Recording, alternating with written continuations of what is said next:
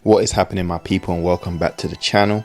Today I'm going to be sharing with you one key change in my training that completely transformed my physique. It's something simple, but once I made this shift, I saw more progress than I ever had before. We've all been there, right? You chase reps, you chase heavier weights, and yet sometimes the results don't match your effort. But what if I told you there's a different approach? One that's far more effective. So we're going to dive right in and see what changed for me and how it can help your training as well. Now, if you're like most people in the gym, you're probably focused on getting more reps or lifting heavier weights. Maybe you're thinking, if I just hit 10 reps here or there or add a few more pounds next week, I'll keep progressing. And while tracking progress like this has value, it can also lead to an obsession with numbers, which isn't always the best thing for actual muscle growth. For years, I've chased numbers thinking that the next personal record or the extra rep would get me where I wanted to be.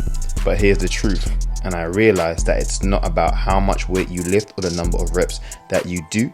It's about how you lift and the quality of each rep. So I made the change. I stopped obsessing over numbers and started focusing on the movement itself.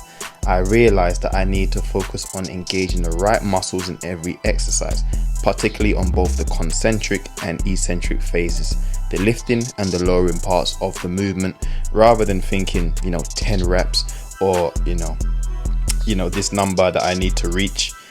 Make each rep count. And this shift from counting reps to feeling the movement was an absolute game changer. So when you focus on controlling the eccentric part of the movement, the lowering phase, you create far more muscle tension.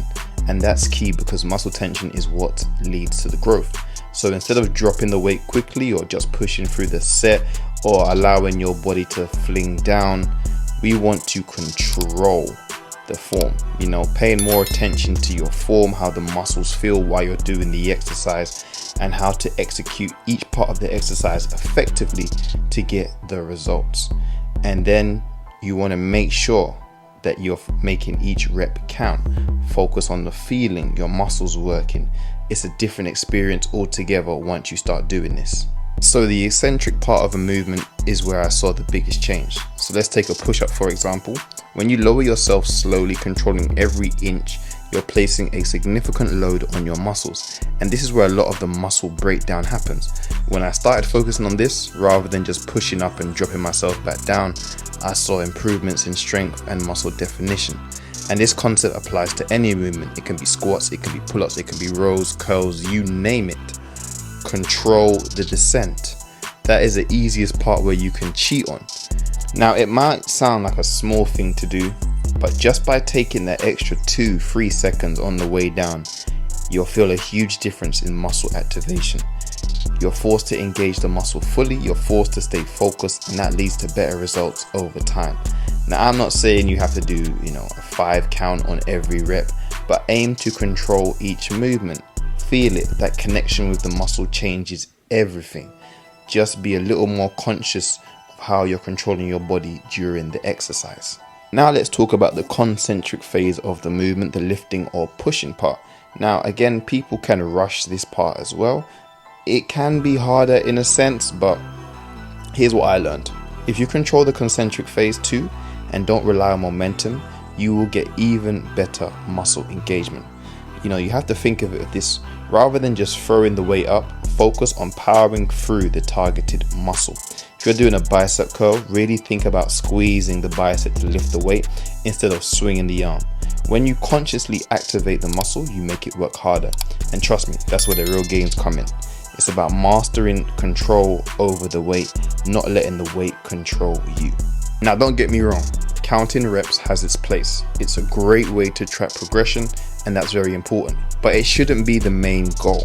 If you're solely focused on hitting a certain rep count, you're more likely to compromise your form just to reach that number, and that's where you lose out on real progress.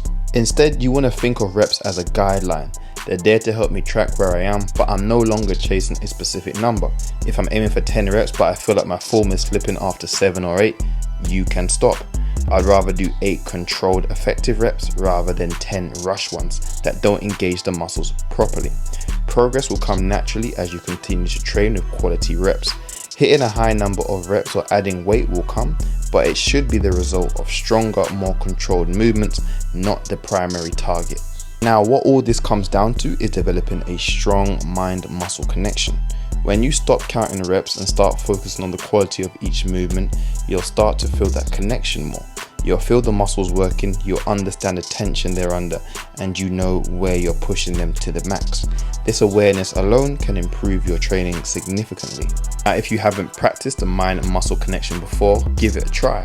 Start with a basic exercise like a push-up or bicep curl, and focus only on engaging the muscles throughout the movement. Forget about how many reps you've done or how many are left. Just focus on that muscle and you'll notice a difference. So there you have it. The one change that transformed my physique was shifting my focus from numbers to movement quality. By controlling both the eccentric and concentric parts of each exercise and prioritizing muscle engagement over rep count, I found a more effective path to progress.